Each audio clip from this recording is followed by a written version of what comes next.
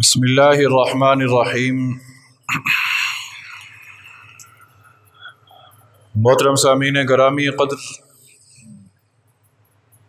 آقا دو جہاں نبی کریم صلی اللہ علیہ وسلم کا فرمان ذیشان ہے کہ آپ صلی اللہ علیہ وسلم نے فرمایا رمضان المبارک کا پہلا عشرہ رحمت کا ہے، دوسرا مغفرت کا ہے اور تیسرا عشرہ جہنم سے آزادی کا ہے۔ تو رمضان المبارک کا دوسرا عشرہ شروع ہو چکا ہے۔ اس عشرے کی مسنون دعا ہے استغفر اللہ ربی من کل ذنب و اتوب الیہ۔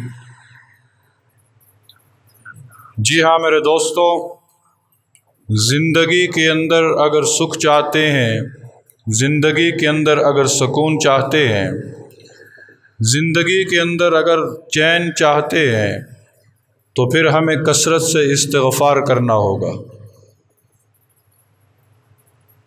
ایک اللہ والے کے پاس ایک شخص آیا، اس نے آ کر کئی سوالات کیے، سوالات الگ الگ تھے لیکن اللہ والے کا جواب ایک ہی تھا۔ سوال کیا تھا کہ حضرت بڑا گناہگار ہوں، کوئی وظیفہ بتا دیں کہ میرے گناہ اللہ معاف کر دے۔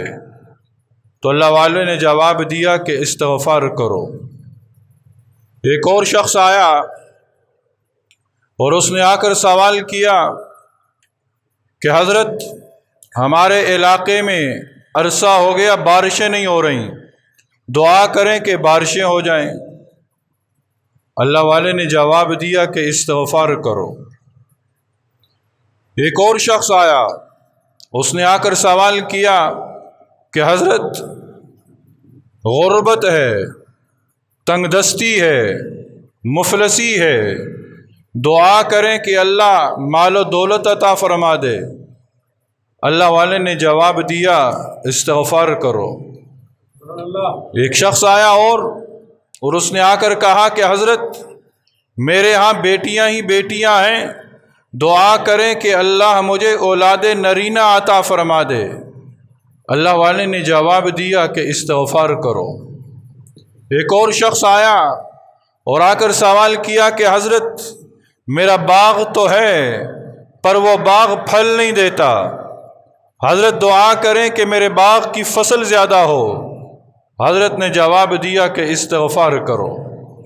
ایک اور شخص آیا اور اس نے آ کر سوال حضرت کی خدمت میں پیش کیا کہ حضرت دعا کریں کہ میرے زمین سے پانی نکل آئے، میری زمین بنجر ہے، دعا کریں میری زمین سے پانی نکل آئے۔ تو اللہ والے نے جواب دیا کہ استغفار کرو۔ قریب بیٹھے ہوئے شخص نے حضرت سے پوچھا کہ حضرت سوال کرنے والوں نے مختلف سوالات کیے اور آپ نے جواب میں ایک ہی جملہ کہا کہ استغفار کرو، وجہ کیا ہے؟ تو اللہ والے نے جواب دیا کہ یہ جواب میں نے اپنے پاس سے نہیں دیے، یہ جواب اللہ نے دیے ہیں۔ سورہ نوح کی طرف اشارہ کیا کہ جس کے اندر اللہ رب العزت ارشاد فرماتے ہیں حضرت نوح علیہ السلام کے واقعے کے اندر کہ جب نوح نے اپنی قوم سے کہا کہ فَقُلْتُ اسْتَغْفِرُوا رَبَّكُمْ إِنَّهُ كَانَ غَفَّارًا، اے اللہ میں نے اپنی قوم سے کہا کہ استغفار کرو، اللہ تمہارے گناہ معاف کرے گا۔ يُرْسِلِ السَّمَاءَ عَلَيْكُمْ مِدْرَارًا، اے لوگو استغفار کرو، استغفار کی وجہ سے اللہ بارشیں برسائے گا۔ وَيُمْدِدْكُمْ بِأَمْوَالٍ، اے لوگو استغفار کرو، استغفار کی برکت سے تمہیں اللہ مال عطا فرمائے گا۔ وَبَنِينَ، اے لوگو استغفار کرو، استغفار کی برکت سے اللہ تمہیں اولاد نرینہ عطا فرمائے گا۔ وَيَجْعَلْ لَكُمْ جَنَّاتٍ، اے لوگو استغفار کرو، استغفار کی برکت سے اللہ تمہیں باغات عطا فرمائے گا۔ وَيَجْعَلْ لَكُمْ أَنْهَارًا، اے لوگو استغفار کرو، استغفار کی برکت سے اللہ تمہاری زمینوں میں نہریں جاری فرما دے گا۔ استغفار کی برکت سے یہ چیزیں مل سکتی ہیں آج جسے چیز کی ضرورت ہے، اور ہاں استغفار کی وجہ سے رب دعائیں قبول کرتا ہے۔ किताबों में एक वाक़या लिखा है, एक बहुत बड़े अल्लाह वाले के जिनका नाम हज़रत इमाम अहमद बिन हम्बल रहिमहुल्लाह है। 4 बड़े इमाम गुज़रे हैं। उन 4 इमामों में से एक इमाम है कि जिनका नाम है इमाम अहमद बिन हम्बल रहिमहुल्लाह, और ये वो हैं कि जिन्होंने खल्क़ कुरान के मसले में बड़ी मार खाई थी, बड़ी मार खाई थी। ये वाक़या फिर कभी अर्ज़ करूँगा। यही इमाम अहमद बिन हम्बल एक सफ़र पे रवाना थे। रात का वक्त आया, ठहरने के लिए एक मस्जिद का रुख किया। मस्जिद के अंदर दाखिल हुए, लेकिन मस्जिद के खादम ने उन्हें मस्जिद में रहने न दिया। कहा कि हज़रत, रात काफ़ी बीत चुकी है, आप मस्जिद में ठहर नहीं सकते, हालात ठीक नहीं हैं, आप यहाँ से तशरीफ़ ले जाएं। वो शख्स इमाम अहमद बिन हम्बल को पहचानता नहीं था। हज़रत मस्जिद के अंदर वाले हाल से निकलकर सहन के अंदर तशरीफ़ लाए। वो खादिम सहन के अंदर भी आ गया। कहा कि हज़रत, आप यहाँ भी नहीं ठहर सकते, आप यहाँ से तशरीफ़ ले जाएं। यहाँ तक कि मस्जिद के दरवाज़े पर इमाम अहमद बिन हम्बल और मस्जिद के खादिम में तकरार हो रही थी कि करीब से एक नान भाई गुज़रा। नान भाई कहते हैं रोटी बनाने वाला। वो करीब से गुज़रा, देखा कि 2 शख्स झगड़ रहे हैं। उसने मस्जिद के खादिम को कहा कि लगता है मुसाफिर है, आज मुझे मौका दे दो कि ये मेरा मेहमान बन जाए, मैं इसे अपने साथ ले जा रहा हूँ। वो नान भाई इमाम अहमद बिन हम्बल को लेकर अपने घर पहुँचता है। चारपाई पर इमाम अहमद बिन हम्बल लेटते हैं तो देखते हैं कि वो नान भाई आटा गूंद रहा है, आटा गूंदता है। वो जूं जूं आटा गूंदता है, हर फेल पर वो अस्तगफिरुल्लाह कहता है, हर फेल पर अस्तगफिरुल्लाह कहता है। आटा गूंदा, पेड़ा बनाया, रोटी बनाई, यहाँ तक कि तंदूर के अंदर लगाई, रोटी उतारी, हर काम पर वो अस्तगफिरुल्लाह कह रहा है।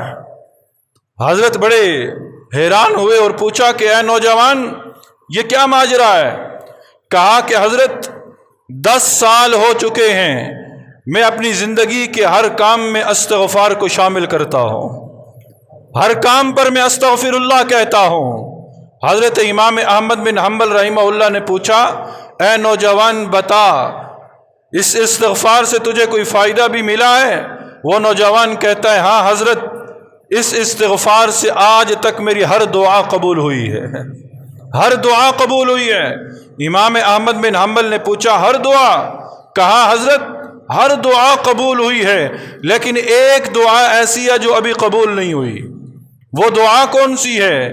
कि मेरे दिल के अंदर तमन्ना थी, मैंने रब से मांगा कि वक़्त का एक बहुत बड़ा आलिम दीन है कि जिसका नाम इमाम अहमद बिन हम्बल है, मेरा दिल ये चाहता है कि मैं उसकी ज़ियारत करूं। मैंने रब से बड़ा मांगा, अल्लाह कोई असबाब बना दे कि मैं इमाम अहमद बिन हम्बल की ज़ियारत कर सकूं, लेकिन हालात ऐसे हैं कि असबाब बन नहीं रहे। मैं आज तक इमाम अहमद बिन हम्बल की ज़ियारत नहीं कर सका। इमाम अहमद बिन हम्बल उठ के बैठे, कहा कि ऐ नौजवान, तेरे इस्तिग़फ़ार की बरकत से रब आज मुझे तेरे घर में लाकर उसने बिठा दिया है। आज तो ज़ियारत कर रहा है, मैं ही इमाम अहमद बिन हम्बल हूँ। आज इस्तिग़फ़ार की बरकत से तुम्हारी ये दुआ भी कबूल हो चुकी है। तो इस्तिग़फ़ार की वजह से अल्लाह दुआओं को कबूल करता है। तो रमज़ान का दूसरा आशरा है, हम कसरत से इस्तिग़फ़ार करें, कसरत से इस्तिग़फ़ार करें। चलते फिरते, उठते बैठते, लेटते, जो भी काम करें अस्तग़फ़िरुल्लाह। अच्छा है काम, बुरा है, हर काम के बाद कहें अस्तग़फ़िरुल्लाह, अस्तग़फ़िरुल्लाह। अगर गलत काम किया अस्तग़फ़िरुल्लाह कहेंगे, अल्लाह गलत काम का मुआख़ज़ा नहीं करेगा।